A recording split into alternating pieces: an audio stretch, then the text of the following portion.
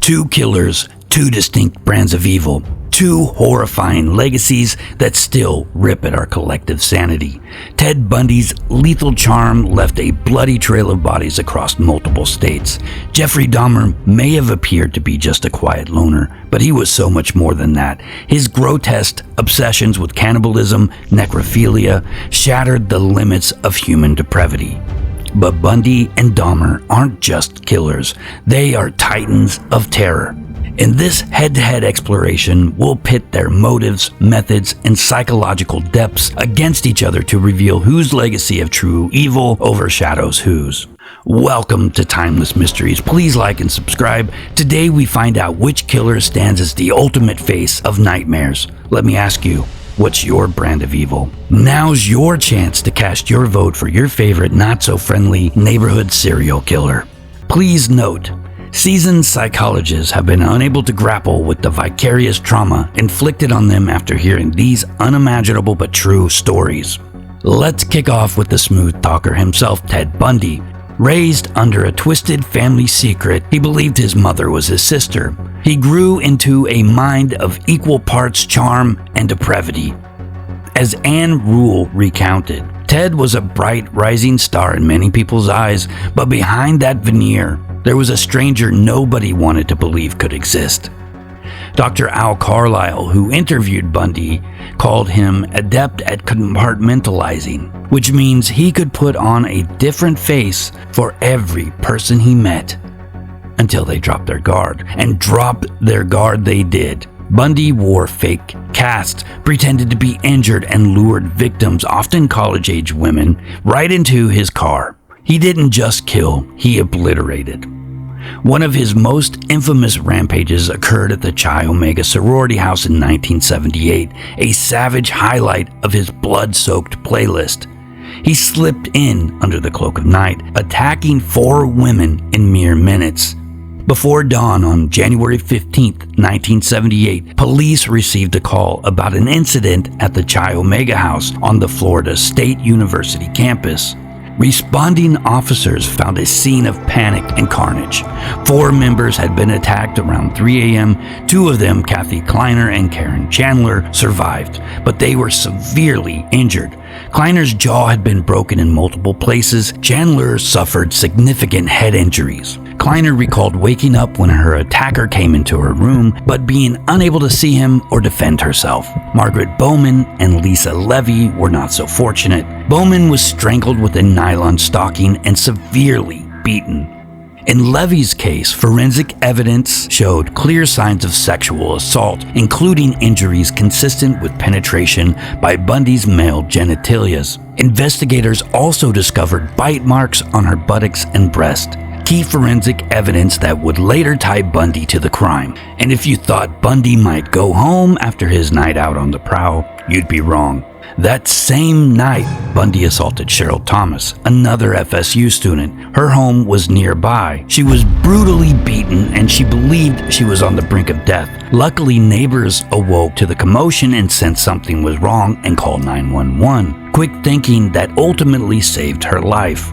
Although no foreign objects were definitively linked to the Chi Omega crimes, Bundy was known to have used tools and other objects during previous attacks, especially post-mortem. The frenzied nature of the Chi Omega spree suggests his actions were highly opportunistic. The sexual assault on Lisa Levy, though brief, illustrates how his violence that night combined both physical brutality and sexual aggression. Initially, authorities doubted that the so-called campus killer, who had been on the loose, could be responsible for the Chi Omega attacks because he had never gone on a spree inside a residence hall before. Unfortunately, when Bundy was arrested in a nearby area for having stolen license plates, it became clear he was the same Ted that other victims had mentioned, and soon after, he was charged with murder.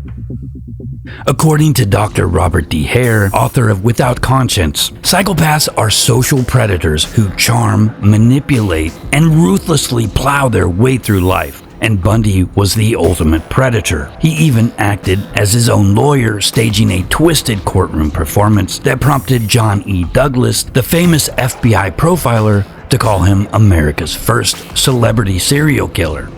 This wasn't merely a killing spree, it was a grand tour of terror, with Ted Bundy as the headliner. He admitted to necrophilia, returning to his victims' bodies days after the kill. Ted Bundy fed on fear. Do you ever think when you're in that cell about the possibility that you could one day face a firing squad? They don't have firing squads in Colorado, and I don't think that in any event that I ever think. I don't think about it, honest to God. And I've been asked that question before, and I'm going to give you a pat answer if you don't mind. Did you fly over here from Utah? Yes. Did it worry you all the way over that you might be killed in a plane crash? No. Are you thinking about it now, going back? Same here. I think I stand about as much chance of dying in front of a firing squad or in a gas chamber as you do being killed on a plane flight home. Let's hope you don't.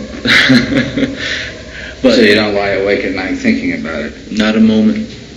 Honest to God, not a moment.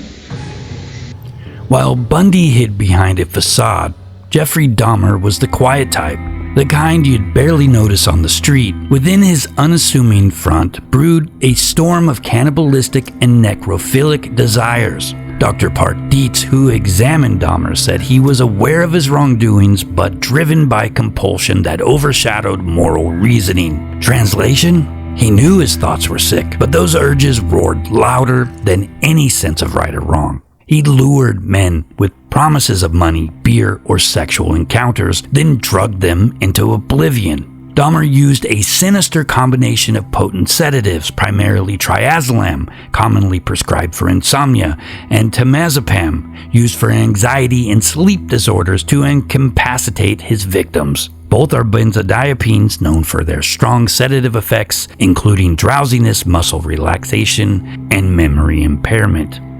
He would crush these drugs into a powder and mix them into the drinks he offered to his victims, rendering them unconscious and unable to resist. Triazolam acted quickly to induce sedation, while the temazepam's slower onset ensured prolonged unconsciousness, giving Dahmer ample time to carry out his gruesome acts. The memory-impairing effects of these drugs also made it difficult for survivors to recall details of their ordeal.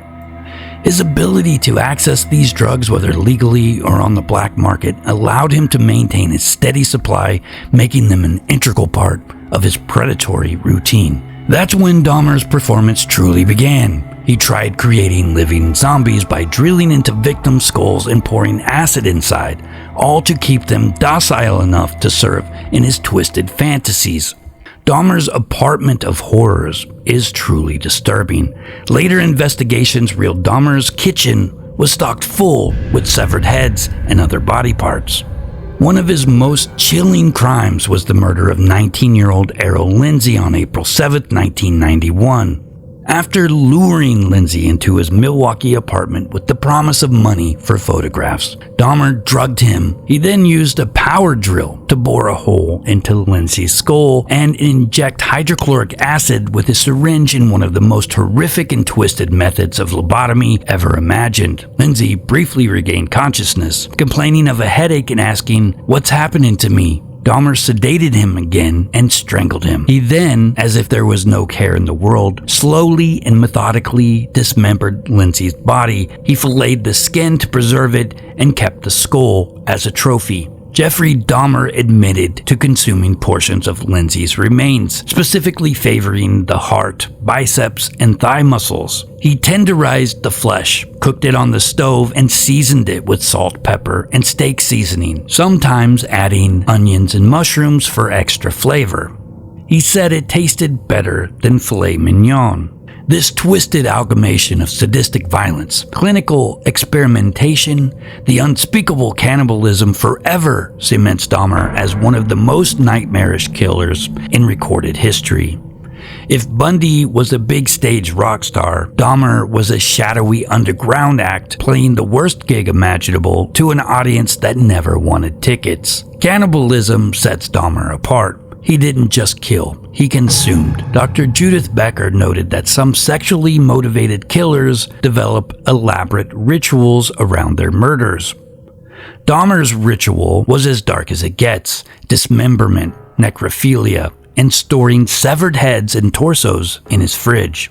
As Dr. Park Dietz put it, the cannibalism, while shocks the public, was part of his attempt to internalize and forever possess his victims. He wanted absolute control right down to the bone. It was branching out. That's when the cannibalism started, eating of the heart and the arm muscle.